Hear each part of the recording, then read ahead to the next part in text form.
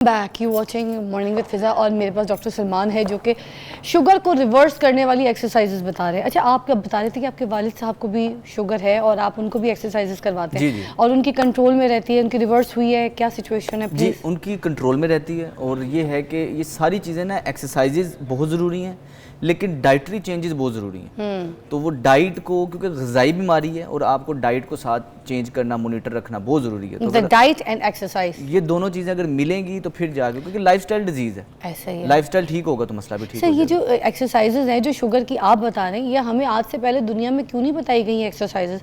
अगर ये बता दी जाती तो सारे शुगर के पेशेंट जो हैं वो रिवर्स हो जाते हैं शुगर से थोड़ा सा। ऐसे ही है। अब जैसे जैसे आगे ये जितने भी मेडिसिन हैं, अल्टीमेटली फिलहाल जो लोग दवाई ले रहे हैं, इन एक्सरसाइजेज का मकसद ये नहीं है कि वो दवाई छोड़ दें। अच्छा। क्योंकि खुद से अगर आप दवाई छोड़ेंगे तो उसका नुकसान होगा, ये बात समझने की जरूरत है। तो ये आपने डॉक्टर के राब्ते में रहना है। जब डॉक्टर को जरूरत महसूस होगी वो आपकी दवाई छुड़वा देगा। जरूरत महसूस कब होगी? आप फिजिकल एक्सर्शन कर रहे हैं, आप एक्सरसाइजेस कर रहे हैं, उसका फायदा ही होगा कि आपकी शुगर कंट्रोल में रहना शुरू हो जाएगी। ठीक है। फिर आप अपने डॉक्टर से राब्ते में रहें और जब आप उससे जरूरत महसूस होगी कि पता चलेगा कि वाकई जी ये मॉनिटर कर लेते हैं, शुगर कंट्रोल कर लेते हैं, फिर वो दवाइयाँ छूट जाएगी। लोगों की दवाइयाँ छूट जाती हैं, इंसुलिन छूट जाती है। इंसुलिन बाकायदा तौर पर आपको दिन में 2-2 दफ़ा काफ़ी ज़्यादा यूनिट्स इस्तेमाल करने पड़ते हैं, लेकिन सिर्फ एक्सरसाइज से और डाइटरी चेंजेस से ठीक हो जाता है मसला। सर, और कौन सी एक्सरसाइजेज जो आपको लगता है इंपॉर्टेंट? यहाँ तक तो बड़ा मजा आया अभी तक हमने 2 एक्सरसाइजेस की हैं। दोनों, हर एक्सरसाइज का फार्मूला यही है कि 1-1 मिनट के लिए करना है। ठीक है। अब हमने क्या करना है कि इसी घर के अंदर इन्वायरमेंट में, इसके लिए कोई खास जगह भी नहीं चाहिए, कोई इक्विपमेंट भी नहीं चाहिए, हम किसी भी जगह कर सकते हैं। अब क्या, आपने पाँव को हल्का सा खोलना है, बीच में फासला होना चाहिए, ऐसे आपने नीचे बैठना है, हाथ इधर होने चाहिए। फिर जब आपने ऊपर उठना है तो हाथ ऊपर लेके जाने हैं और पाँव भी पंजे के बल आ जाना है, क्योंकि इसमें हमने बताया था मेन रोल हमारे पंजों का है। ठीक है। फिर नीचे जाना ऐसे है और हाथ ऊपर ऐसे, इस तरह। इससे हमारे शोल्डर के मसल्स मजबूत हो रहे हैं। फ्रोजन शोल्डर शुगर के मरीजों के लिए जो है बहुत दर्द का बाइस बनता है। बेसिकली सर ये कर रहे हैं कि अभी देखिएगा, सर जा रहे हैं स्क्वाट पे, स्क्वाट से जाके अपने आप को, पूरी बॉडी को जैसे हम किसी चीज़ पे लटकते हैं वैसे उसको हैंग कर रहे हैं। हैंग पोजीशन पर वो पंजों पे जा रहे हैं। आप देखें बिल्कुल इनकी ऐसे अपनी उंगलियों के पंजों पे जाके ऊपर हाइट लेते हैं वो, और स्क्वाट वाली सर सही है। अच्छा, इससे प्रेशर यहाँ पे भी पड़ा है, यहाँ पे भी पड़ा है, ठीक है, इधर भी पड़ रहा था और ये पूरे शोल्डर भी खींच रहे थे। अब ये हो ये रहा है कि मसल्स इस्तेमाल हो रहे हैं सारे दिन में। अब तो पहले ज़माने में कुंडी भी ऊपर लग जाती थी, बाजू ऊपर जाने की चीज़ें होती थी। अब तो एक्टिविटी ख़त्म हो गई, बाजू ऊपर नहीं जाता, इस्तेमाल ही नहीं होता। जोड़ को खुराक मिलती तब है, खून मिलता तब है जब वो एक्टिव होता है। हम अपने कंधों को, जोड़ों को इस्तेमाल ही नहीं करते। क्या बात। इन एक्सरसाइज आजकल कोई ऐसे पंखा साफ कर लेना तो लोगों के कंधे दुख जाते हैं। ऐसे ही इसी वजह से। उसकी वजह ये है कि हम इस्तेमाल कम क्या करते हैं। कुंडी की मिसाल दी आपने, वाकई कुंडियाँ खत्म हो गई हैं, अब जैसे ऑटोमेटिक ताले आ गए। हाँ, तो बहुत अच्छी बात की आपने। हर वर्जिश 1-1 मिनट के लिए करनी है। अभी तक हमारे 3 मिनट हो गए। ओके। ये वर्जिश से ठीक है। इसके बाद नेक्स्ट एक्सरसाइज है, पाँव थोड़े खोलने हैं, बाजू ऐसे सामने रखने हैं। अब इसके अंदर 2 चीजें हो रही हैं। मैं हाथों को ऐसे खींचूंगा और दूसरे नंबर पे मैं पाँव को, एक पाँव को अपने हिप के साथ ऐसे मारूंगा। अच्छा, ये मतलब ये वो जो है ना टाइगर श्रॉफ का स्टाइल है। ओके। अच्छा, अब इसमें मेन चीज़ ये है कि जिनको घुटने का मसला है, बड़े एहतियात से करना है, दर्द बढ़नी नहीं चाहिए। क्योंकि जब आप नीचे रखते हैं ना तो कंट्रोल में रखना है ताकि झटका ना लगे, घुटने में दर्द ना बढ़े। अच्छा। तो ये दोनों साइड्स पे आपने इस तरह करना और टाइम यही रखना है कि 1 मिनट के लिए आप कर रहे हैं। कंधे के मसल मजबूत होंगे, बाजू के मसल मजबूत होंगे, आपका पोस्चर बेहतर रहेगा। और चेस्ट के लिए भी बड़ी अच्छी एक्सरसाइज है सर, ये तो है ना?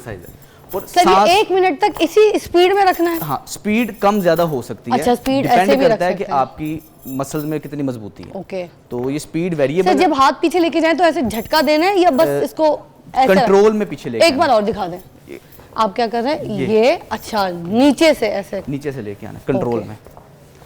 आप समझ आइए मुझे। ओके।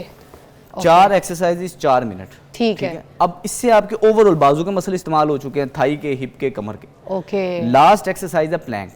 वो मैं करके दिखाता हूँ। नीचे आपने प्लैंक करना है। ठीक है। इस पोजीशन पे किसी भी जगह पे, नीचे वाली जगह आपकी नरम होनी चाहिए। इधर आपने ऐसे ये लेट जाना है इस तरह। ठीक है सर, थोड़ी कमर नीचे करें, थोड़ी सी, बस, डन।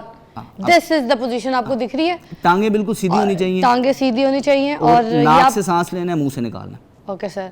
सर आपने अभी आना नहीं है, अभी 25 है, थोड़ा सा रुक जाएं। जैसे ही 26 पे जाएंगे आप उठ जाइएगा। सर थोड़ा सा वेट कीजिएगा, 26 पे उठिएगा।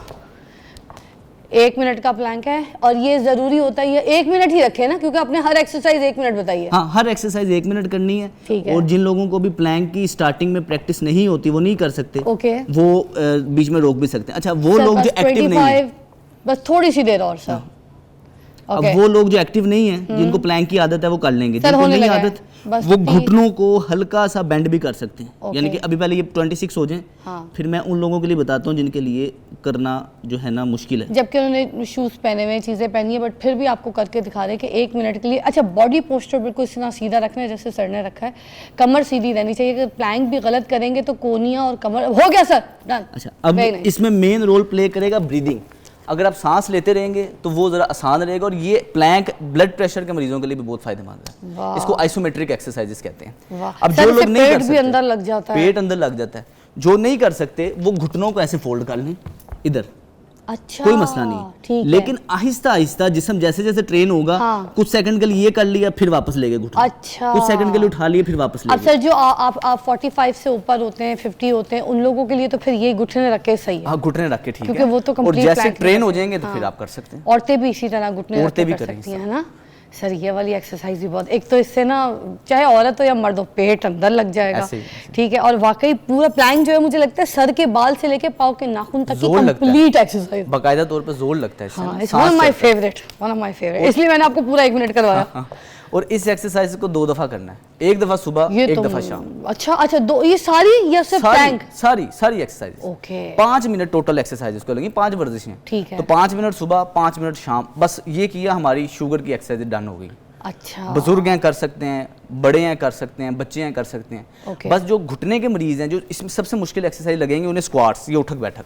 क्योंकि घुटने का दर्द है, अगर उनके लिए मुश्किल है। सर, घुटने के दर्द तो होते हैं, आपको पता है, ऐसे ही है। एज के जितने उसका भी हल ये है कि हम बहुत ज्यादा नीचे ना बैठें। आपसे ठीक अगर है। इतना भी बैंड हुआ जाता है ना, इतना हो जाए, हाँ। जबरदस्ती नहीं करनी। ओके, मतलब बिल्कुल ऐसे नीचे आने के बजाय सिर्फ इतना थोड़ा सा भी कर हो लें, जाए। ओके। लेकिन आहिस्ता आहिस्ता ज़हन में रखें, जैसे जैसे मजबूती आएगी ये हम ये भी करने के काबिल हो जाएंगे। वाह सर, टू गुड। आज डॉक्टर सलमान ने हमें इतनी ज़बरदस्त एक्सरसाइजेज बताई हैं, और मैं ये हैरत करती हूँ, हम जब अपने पेरेंट्स को या अपने घर वालों को लेके जाते हैं जिनको शुगर होती है और डॉक्टर्स के पास लेके जाते हैं, वहाँ पर उनको कभी भी ये नहीं कहा जाता एक्सरसाइज करो। हर डॉक्टर एक बात करता है, वॉक कर लें। यही सुनने में आता है, आपके भी वालिद साहब को जब शुगर हुई होगी यही लोग कहते होंगे वॉक किया करें।